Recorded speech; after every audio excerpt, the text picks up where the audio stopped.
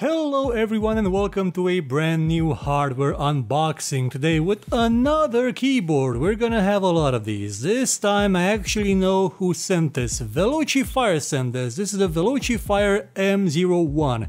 It is a mechanical keyboard with not exactly sure what kind of switches it has. I'll have to check it out when I actually open the box. So on first inspection, it's another one of those simple boxes, like it's a box made by a company that wants to invest in hardware and not in the boxes, which I'm okay with. Yeah, having the products better than the flashier box, I'm okay with that. Not that the boxes themselves, to design one that's a bit more colorful, actually costs a lot, but well, yeah, when you do it in volume, yeah, it does cost more. So let's just open it up.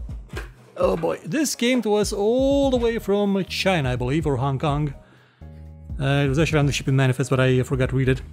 And here we are. The inside is, like I said, plain and simple, and it does have this shroud to keep the keyboard covered. If I didn't mention it in the other unboxing, that was an Easy PC keyboard. If I actually turned that keyboard over, I would have seen the name, but I didn't. And it appears we have another heavy-ish keyboard. Yeah, it does feel a bit heavy. Maybe not as heavy as the current Have-It one I have. It's a pun on the name, but it's still kind of heavy. Okay, so let's put this aside for 1 second, put it here, and let's see what's in the box itself. We have another tool. Ooh, this is a different shape, a different tool to take out the keys themselves. One of which camera actually picks this. I switched the cameras out a bit because it looks well, I have more space now. I move this backwards. I also have this other key from the other keyboard, so I'm gonna have a lot of these. Let's see what's in the quick start guide. The quick start guide is plain and simple. Oh man, I love this. Like, it's just a single sheet of paper. Like, you don't have to have that booklet around and open it and pop it up. It's just one sheet of paper. This is okay. It's only in one language, but it's kind of self-explanatory. I mean, my computer, you know, search and other stuff. They're kind of terms you tend to understand. There's also, oh yeah, this is RGB lit, by the way. Or at least LED lit. We're gonna see when we open this up, when we turn on, exactly how many lighting things it has. WASD and arrow keys can be changed. You can lock the Windows key, full keyboard lock. Okay, you can actually lock the entire keyboard if you want to. So you can keep people from using your PC, or you can give it to people, not tell them about the function, and then just dick with them by locking their keyboard and then making them, I don't know, call support or something. So let's open this up and voila! It's sort of a smallerish version of the keyboard I currently have. Well, it doesn't have the lighting to it, but the side lighting, but it does have like the beginning of a palm rest, but not an actual palm rest. It's a bit longer than the minimal keyboard I have. I had in the last unboxing, but that thing is strange shape. Like, I don't usually see that. They either have a full-on palm rest or none, like the end over here, but this one sort of curves this way a bit. It's gonna be interesting to use it. And thing to note that the keys are recessed into the keyboard itself, so yeah, cleaning this may be a bit harder. It's like a usual keyboard that when you clean it, you actually have to put some effort into removing all the keys, unlike the other Have-It one, or the Zorro one, or the Genesis one, or the minimalistic one I unboxed the last time. Okay, so let me take a look at it closer, and maybe I'll find out what kind of keys these are. Oh, by the way, the minimalistic one had the same keys as the Have-It one, the clicky keys that the Have-It one had. I can't remember the name. Okay, so these feel a bit like, well, they are browns. They're silent. Don't have the Have-It keyboard around, so well, I do have it around, but I don't have it on hand to actually feel the response. But they feel a bit like it. Maybe a bit towards the TDC keys. Like, they do have some. Again, at this point I can't actually give you an assessment of exactly how the keys feel compared to the other ones, because for the past couple of days I've been using the one with the clicky keys, so I'm not used to brown keys at this moment. So let's plug this thing in and see exactly what One thing I noticed, everybody seems to have the exact same space key. Like the space key always has this design. Like even the minimal one has this exact design every time. Like the keys may change, like the keys may have different types of engravings on them, and this is always the same. One thing to note, important notes. This thing also has volume controls that are placed up here. So yeah, I appreciate this a lot. Minimum, well no, mute, minimum, maximum. So it's nice to see them here, so I can actually change them like this. Not like this, have it, not like this, but like this, you know, it's easier. A lot easier. Again, I would have preferred a knob, but hey, you get what you can. Not exactly sure how much this costs. Oh, let's take a look at the back of it. Oh boy. This is actually... oh, no feet. So no extendable feet on this one. Yeah, that's kind of sad. The minimalistic one does have extendable feet. It does have these grippy pads everywhere, so they may still be useful. You can see the entire keyboard is raised a bit, like it's inclined. It goes from flat to a bit of an inclination right here, so it'll always be in a position where it is inclined. It's never flat. So that may not be practical for everybody. It may be okay for me.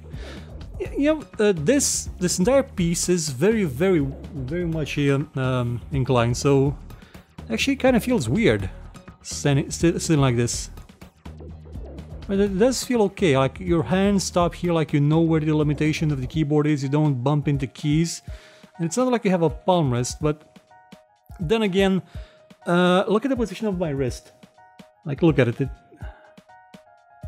I'm probably not comfortable using this keyboard in this position for a long time. It's a good thing that my desk is actually a bit more raised up than this table is, so I can actually maybe get used from this position, because this would be just murder on your hands. And what do we have here? We have run buttons. What are these? I have no clue. Well, it's probably on the written on the thing. We'll see when we plug it in. So let's plug this thing in. The USB cable does have that little thingy on it. Ooh, it's a gold-plated cable, so you can probably use it a long time before it starts degrading. Well, it's gold-plated-ish. Like, I don't know exactly how much gold is in these things, but yeah, maybe enough for a coating, couple of microns. Let's lump it.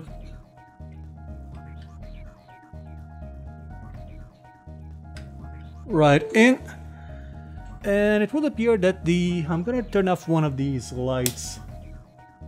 Any better? Yeah, a bit. Yeah, you can almost kind of see it right now.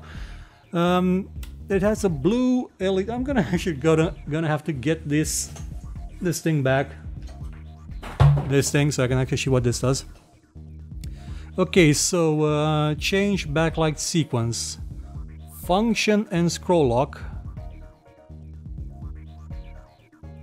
Okay, so you can actually get it to do a... I'm gonna turn off the light again. You can actually get it to do a scroll down feature, like it scrolls, then it fills. It's a Tetris thing. Now it scrolls up, now it's lit, now it's pulsing. You can actually increase the brightness, I believe. And... oh yeah, left and right adjust the speed. Gotta say, they're not all that bright. Like the colors aren't incredibly bright. They are. That's the maximum setting.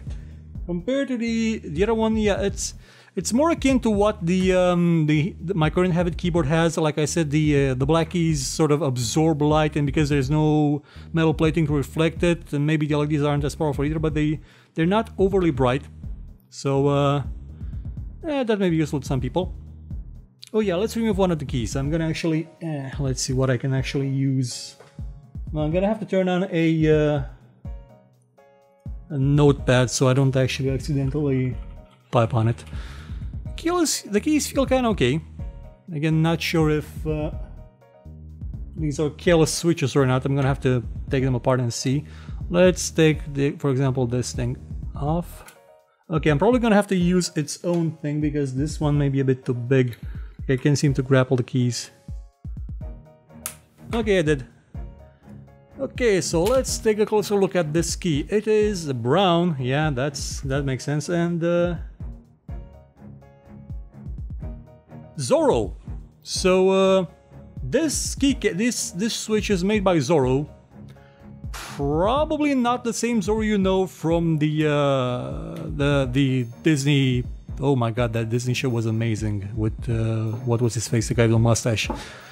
They're probably not made by the Californian Batman, as he was. So yeah, we have a new set of switches, people. So Zorro, we have TDC, Zorro, Kale, and Cherry also makes these. I haven't had the Cherry keyboard yet. I confused the Rocket one with Cherry, but they were TDC switches. They were quite nice. Like, those were good switches. I'm not sure about the endurance on them because I only got to test it for a couple of weeks, but it didn't break like at all. I'm gonna have to test this too, so yeah, it's gonna take me a while. I have to review the frameless keyboard, not from the cut down keyboard first, and then I'll get to this one.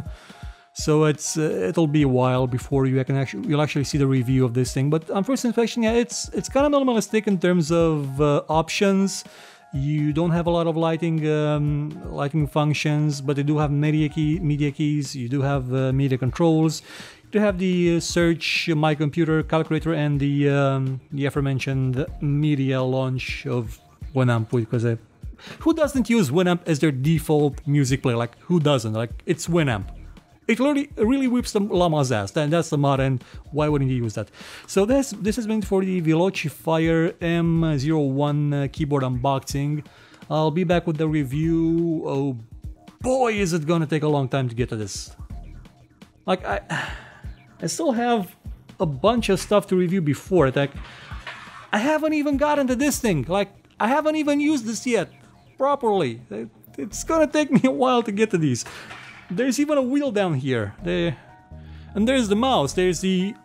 Oh, by the way, the mouse, the crazy mouse, the one that I had to assemble, that thing costs around $200. So, oh boy, that's gonna be a fun review to do. I hope I don't drop it, because if I do, I'm basically gonna have to get a third job to pay for it. Well, this has been it. See you soon with more shows, more unboxings. We do have another keyboard on the way from what I've been told. And if I'm not mistaken, I believe Raidmox is sending us a PC case. Imagine me unboxing that thing like in this setup. Like, I'm gonna have to change the setup somehow because you can't unbox a PC case on this. I'm gonna have to get an actual table. Well, this has been it for the second time and third time I said that. Check out our other shows, stick around, yell at people in the comments, yell at me in the comments, maybe not at other people, like, our comments is a safe space for other people. So you can yell at me, but not at other people, okay? Good. Well, see you at the next show. Goodbye. Thank you for watching this show. If you enjoyed it, please consider watching some of our other videos and maybe sharing them or giving a thumbs up if you feel like it. And if you really liked what you saw, please check out our Patreon page. For just $1 a month, you could help us make much better shows and get some rewards in the process. Or you could consider buying my book called Tale of Doom. Volume 1 is out now and available for just $2. And as always, if you thought it was horrible, you know where to find me and complain about it.